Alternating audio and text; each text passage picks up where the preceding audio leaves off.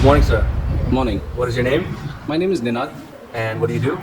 Well, I have founded the Better Mind Institute as a way for helping people solve problems that have been unsolvable for them so far, with a special focus on the mind as the source of all problems and solutions. Okay.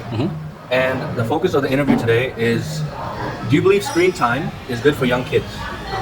No, it's not. And why is that? For a number of different reasons. First of all, anything that is not part of our natural environment needs to be evaluated whether it is something that is good for us or not. And most things that are not natural for us are at best neutral.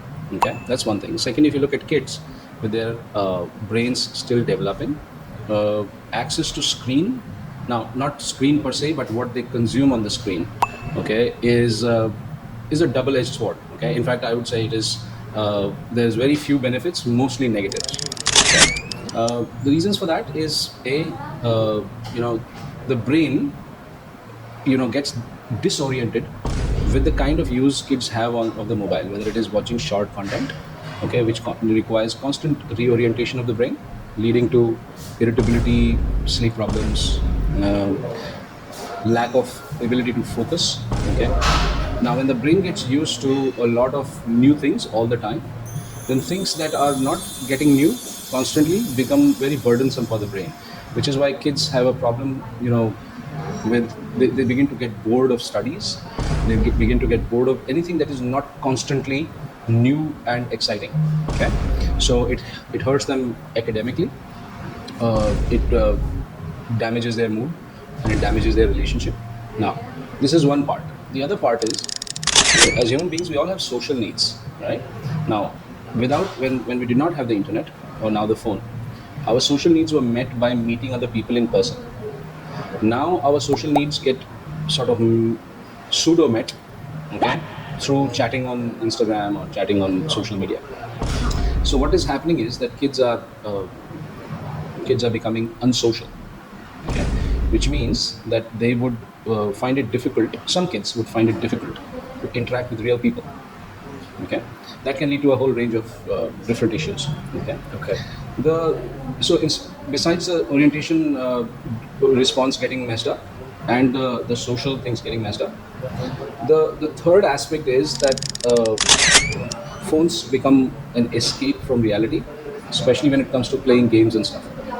Okay, now what we have found in our work is that the telephone is like the easiest nanny that parents can give to their kids, right? Like you hand them over a social media app or a YouTube app, and they get instantly engrossed, and the parents are free of doing it.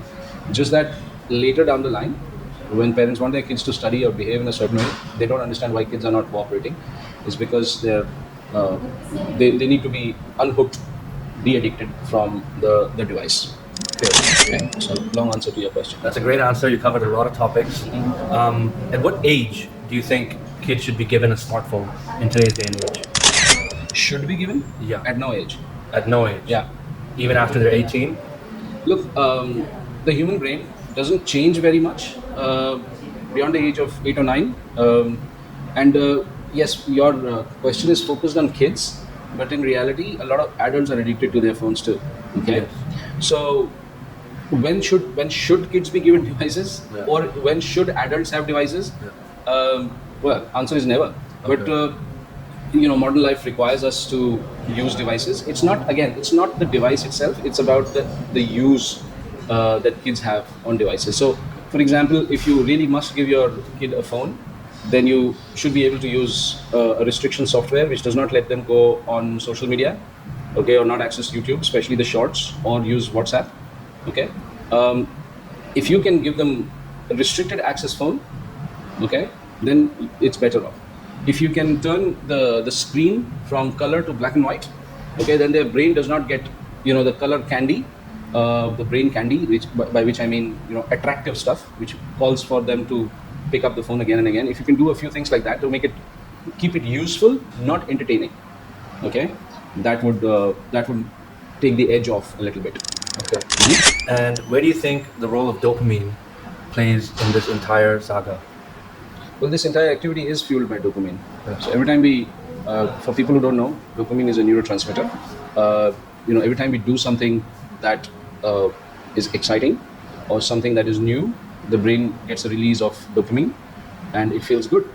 And that is why watching shorts or waiting for somebody to like or comment on your Facebook post is a constant. It's a minor dopamine hit, and that is why people constantly think about it because the brain is seeking that pleasurable experience. So the entire activity now, dopamine itself is not bad. Of course, everything we do is run by dopamine. If you want to go on a vacation, we are feeling excited because we are expecting a dopamine rush. If we are going to go to eat food and we are hungry, the brain is craving dopamine. So dopamine itself is nothing wrong, just that we overstimulate the brain, and there's lots of dopamine releases using devices. That's the issue. Okay. Well, thank you so much for your time today, sir. Pleasure. Okay. Cheers. Bye bye.